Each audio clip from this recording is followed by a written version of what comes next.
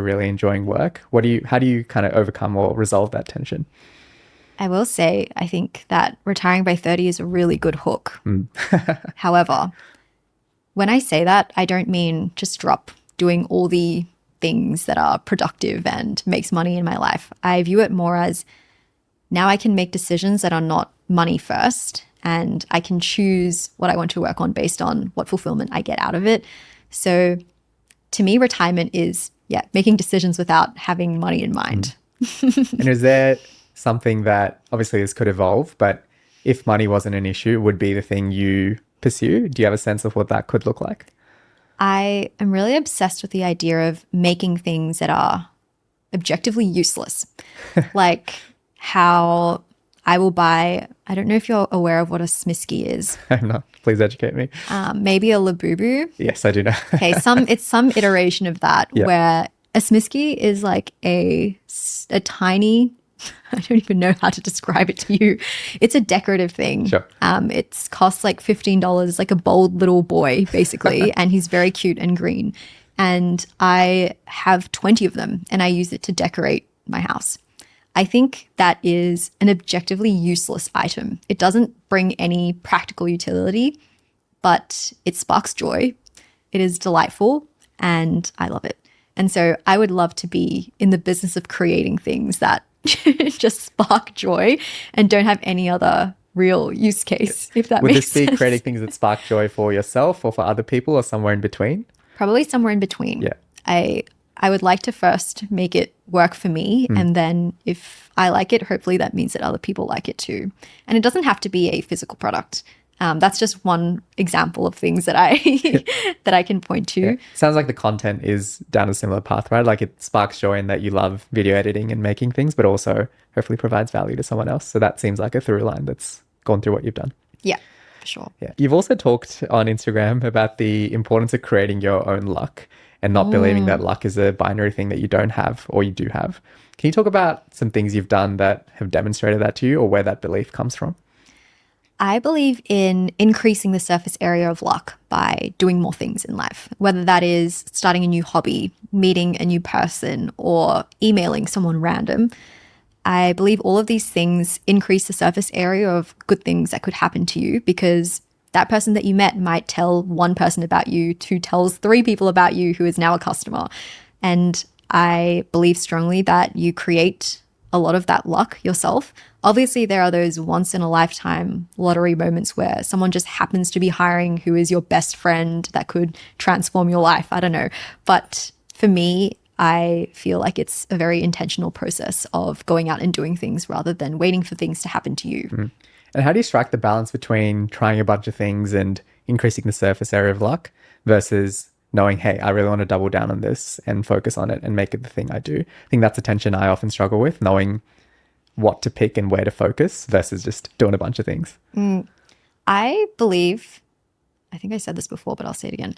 I believe in, if you give something your all for 3 months straight, you do it every day, you do it for multiple hours every day, and you don't like it, or it doesn't feel like something that you want to spend more time on in the future, that likely won't change.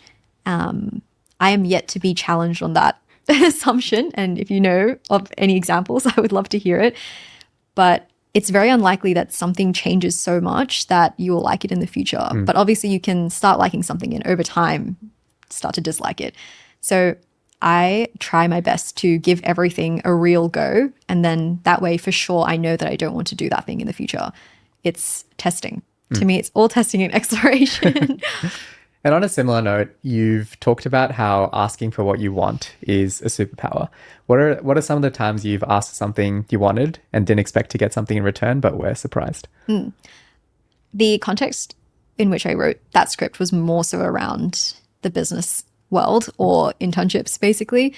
I think every role that I've ever landed was because I asked for it, not because I applied for a job and happened to get it, besides maybe EY.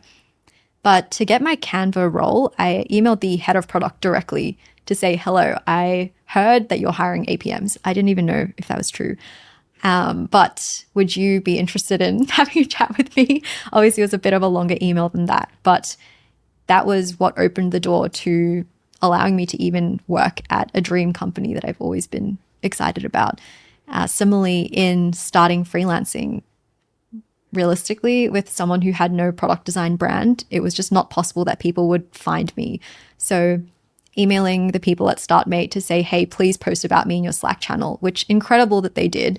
And messaging other VCs to say, hey, I saw you just invested in X company. Can I get introduced to them? I believe that's how I got introduced to Lorikeet. Even at Lorikeet, I asked Steve, hey, are you hiring? And the thing is with these questions is you asking it, even if the answer is no, your worst case is the same thing that you're doing today. So your worst case is nothing. It's like your same life. So I always try to think of that when I do something that makes me feel uncomfortable. And how did you position yourself in those cold emails or asks? Was it, hey, I just want to have a chat, I'm interested in this thing, or this is the value I can provide, and very concretely, this is what I can do for you? It's a good question. As someone who receives tens of cold emails a day now, what I think is missing from cold emailing is how it's about the person you're emailing and not about you. So if I'm drafting a cold email to head of product at some company, I would be saying, I know that you're looking for someone who has this X skill. Here are 5 different ways that I've demonstrated it in different contexts or different experiences.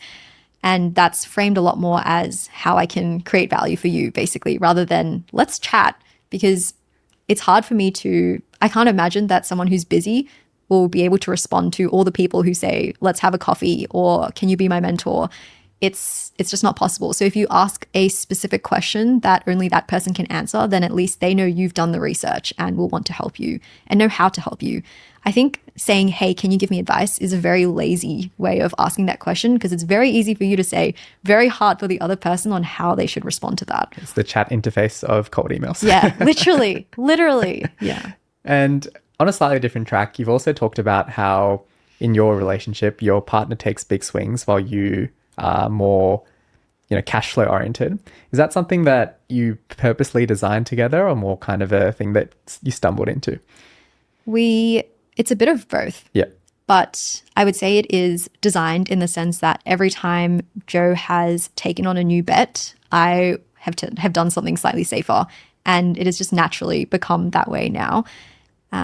But yeah, basically, I think if one person in the couple is trying to make that like outlier $1 billion outcome, someone else has to make sure that the normal bills still get paid. So I think it's a good pairing. Well, Audrey, it's been amazing having you on the conversation. We have 3 questions that we like to end each episode of Nonlinear with. The first one is, what is one book you think should be mandatory reading